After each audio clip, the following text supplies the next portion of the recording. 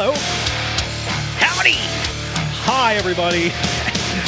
Sam Goodman, really fucking stories. Super pumped to be back with you again today, man. We are chewing right along with season 4. We're already on episode 11, and I'm just super pumped to be here, hanging out with you, talking about all things creepy, crawly, macabre, and just fucking weird.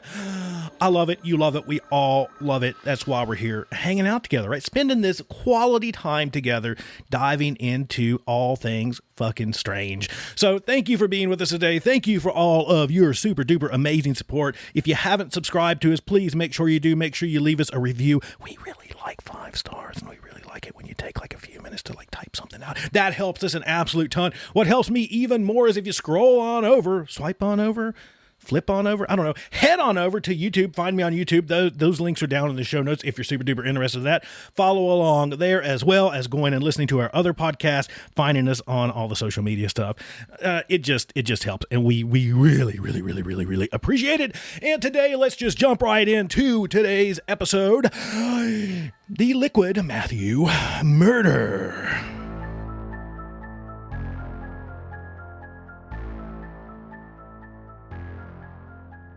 So first off, if I don't say this now, it's going to bug me through the rest of this episode. But I said really fucking stories at the beginning. It's really fucking scary stories. Maybe one of these days I'll be able to get words out of, my mouth. Well, I'm figuring this talking thing out, but it's getting there. It's getting there. But let's jump into today's story on really fucking scary stories. We're going to talk about the Liquid Matthew murder, and it's a case of a murderer toying with the cops. And this one went down in history, but for slightly different reasons. In 1983, cops in Miami came up against one such devious intellect when the body of a foreign national turned up in a car park. What looked like an everyday act of violence soon turned into a game of intellectual cat and mouse when a cryptic clue was found nearby. And so began what started a mind-bending hunt for the culprit in what would be known as the Liquid Matthew murder.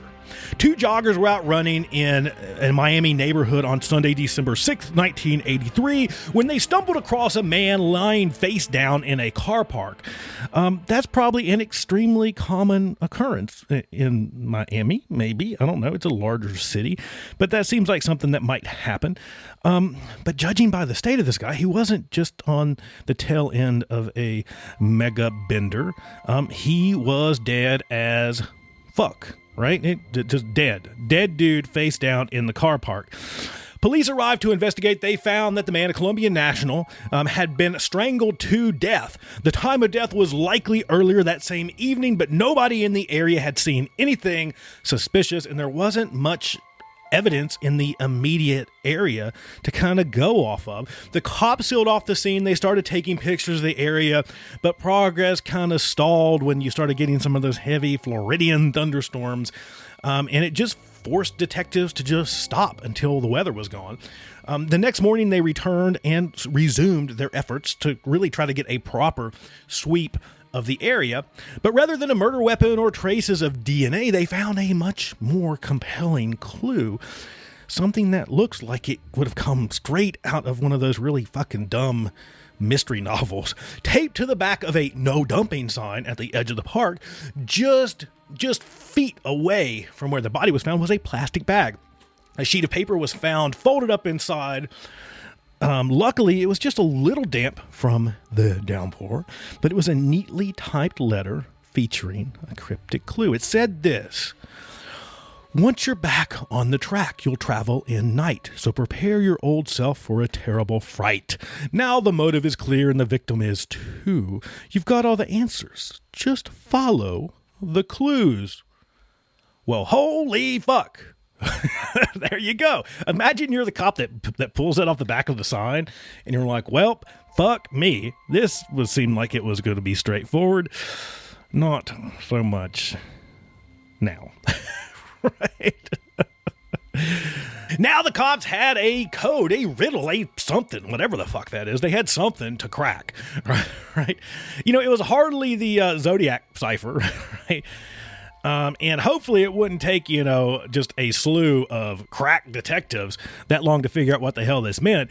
But they weren't wasting their time on a hoax, so they checked, through the crime scene photographs from the night before, and sure enough, the bag was poking out from the back of the sign, so no one had snuck in and put it there over the course of the night. It was hidden just out of sight all along. The storm made it hard to search, and they discovered it as they come back for that next day.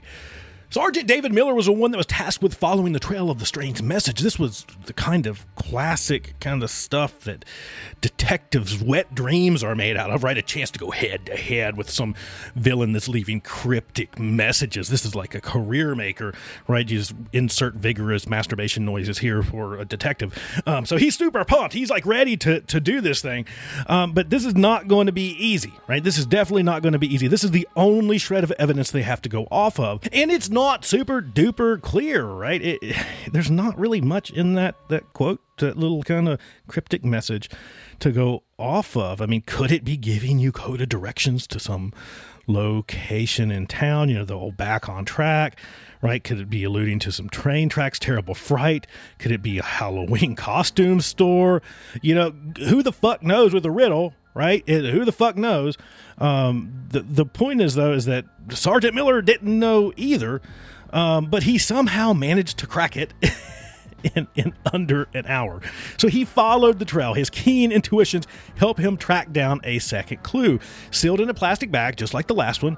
Who knew how many of these are going to be at this point, or if this murder was, going to lead to other murders. He found this one taped on the back of a speed limit sign a few minutes down the road from the murder scene. And its message was a little more macabre than the last one. Yes, Matthew is dead, but his body not felt. Those brains were not Matt's because his body didn't melt.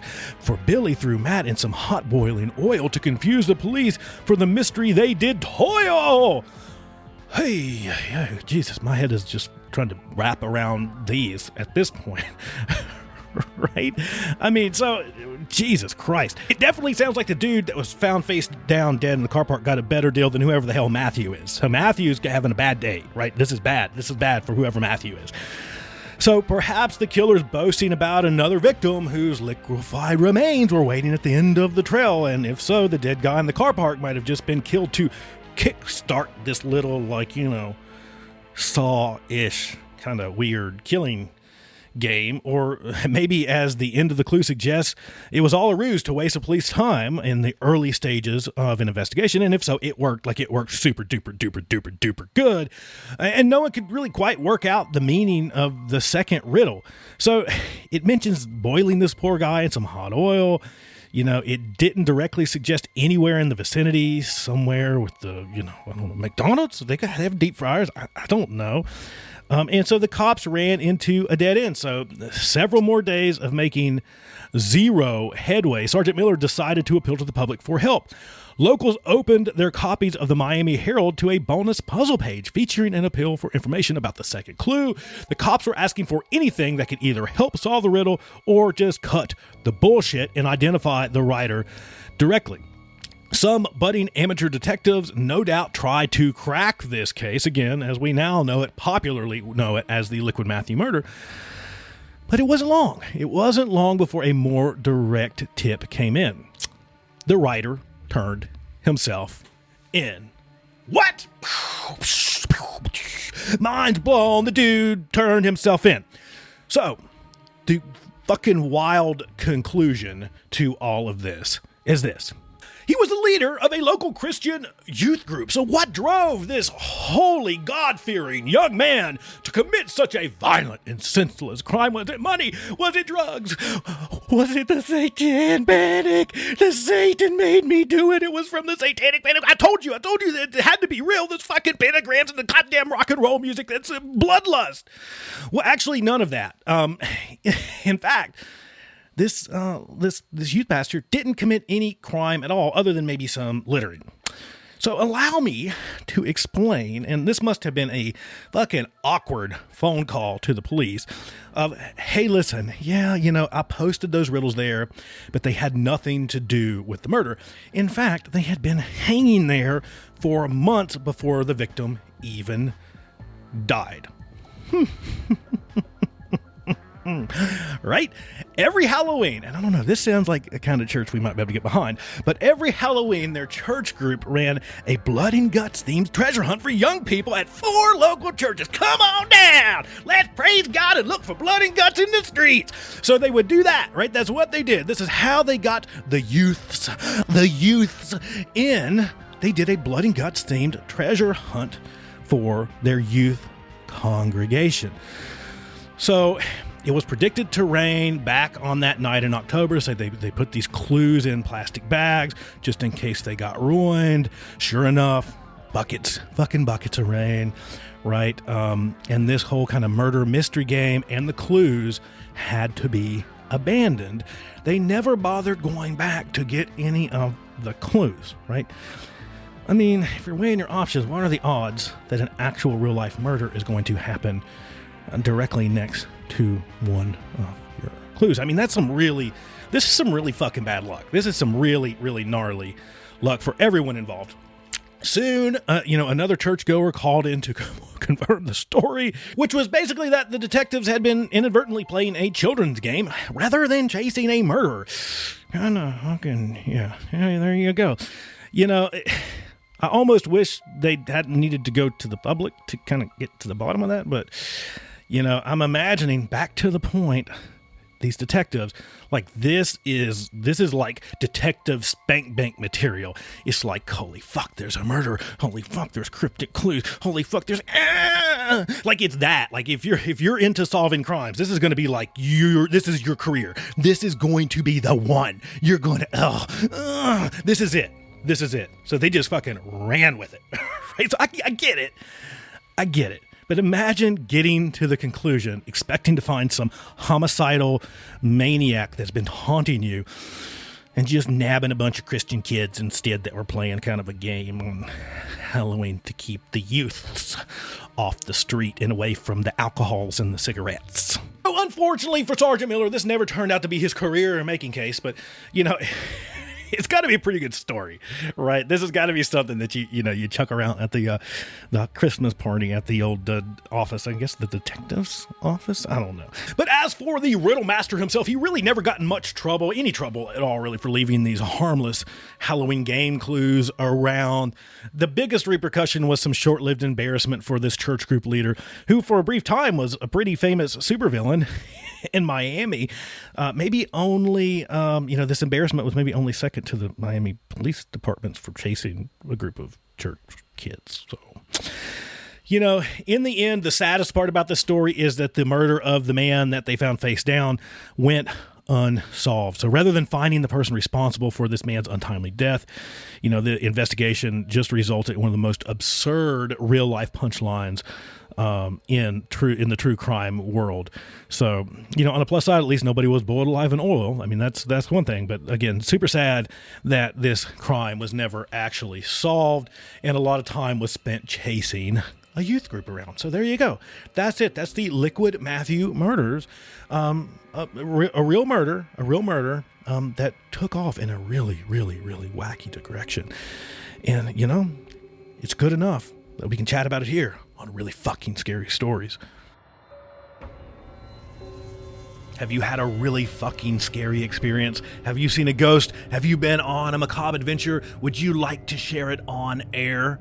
Would you like for us to tell that story? Or you just have something horrid that you would like for us to talk about? Send us an email at rfsspod. That's rfsspod at gmail.com. Make sure that you subscribe. New episodes come out every single Friday. We look forward to continuing this creepy, crawly, morbid, macabre, and grotesque adventure with you, the listener. We love you, and we will see you soon.